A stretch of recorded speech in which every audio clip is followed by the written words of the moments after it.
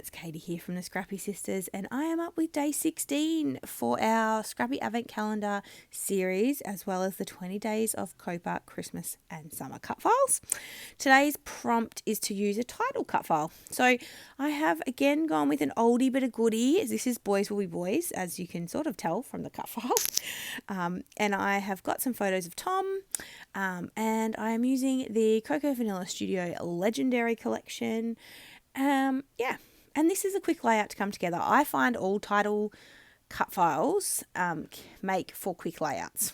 So that's my hot tip. I tell you that every time because I use them a lot.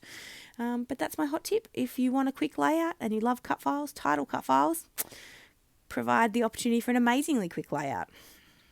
Now I am using my X-Acto knife just to cut out the center parts of these letters. I was a bit lazy. No, I wasn't lazy when backing the cut file. I backed my cut file and knew I needed to come back and just use my X-Acto knife to remove those inner bits. And I love my glass mat for that because it means I can cut straight on it and not have to worry. So that's what I'm doing, just taking out those inner bits. My X-Acto knife is not particularly sharp, I will say that. So it does require just a little bit of patience. Now, these photos are of Thomas. Ugh. Now, obviously, I've already passed these layouts on to Jess, so I don't have the layouts in front of me, the physical ones to refer back to. But I feel like Thomas is covered in paint or texture or something in these pictures. So I just felt like the Boys Will Be Boys sentiment kind of works well. I went with that rainbow paper, which you can see here. I'm going to back my photos in as well as my border, and then just use plain white cardstock on top of that.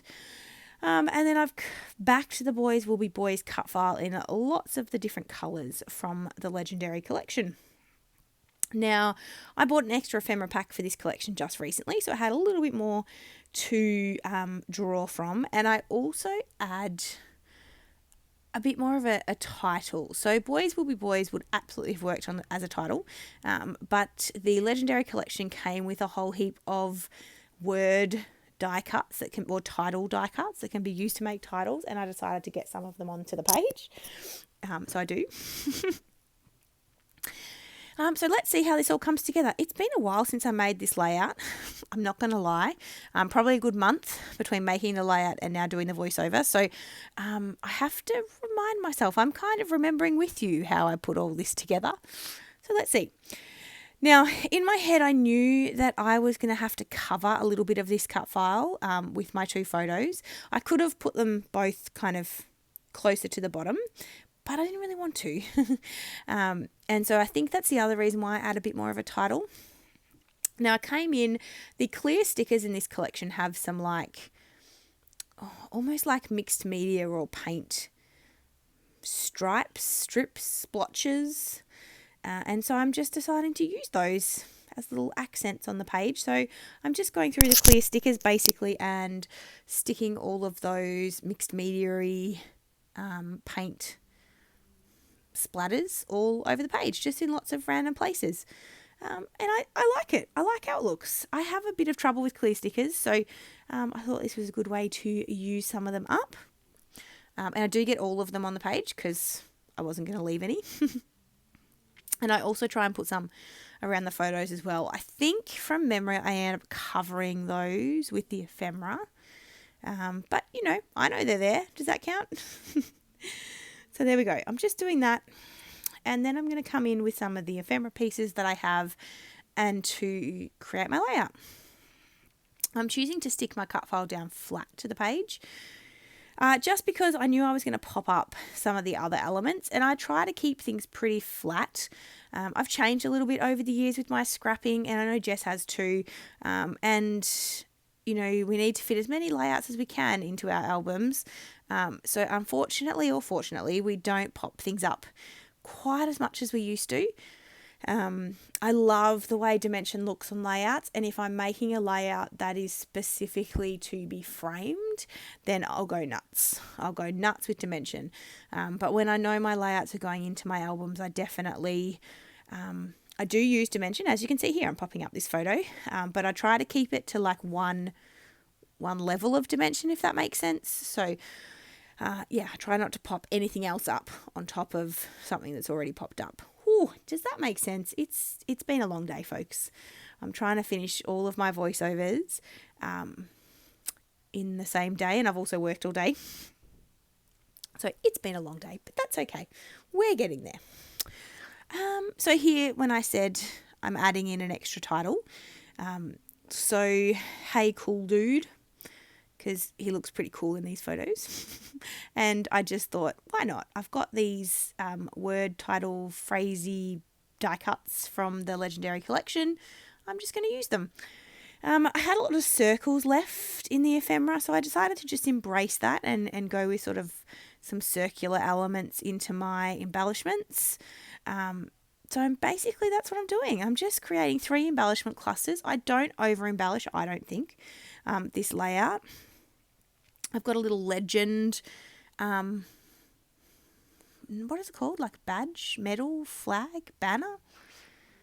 It reminds me of those party badges you used to get, or you do get sometimes when it's your birthday. Anyway, I'm just sticking down these clusters, and then I'm creating a cluster in the bottom left as well around my title. I am going to pop up the title that I'm creating, Hey Cool Dude.